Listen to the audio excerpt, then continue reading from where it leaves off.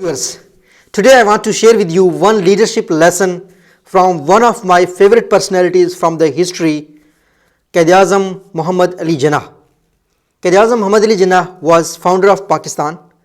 He founded Pakistan based on the ideology of Islam.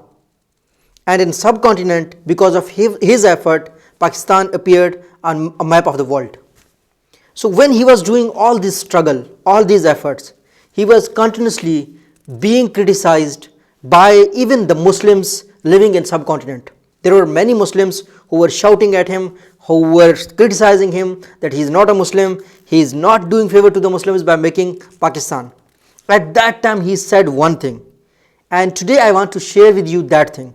Whenever you are facing some tough time, whenever you are facing the criticism, you must think about this thing, what Quaid-e-Azam Muhammad Ali Jinnah said. He said, if people criticize you, hurt you, or shout at you, don't be bothered. Just remember, in every game, audience makes the noise, not the players. In every game, player's job is to play. So you have to keep working. You have to keep working. You will get better in the play. You will improve your skills by only playing, by acting. Do not care about the noise. Do not care about the criticism. Do not care about anything.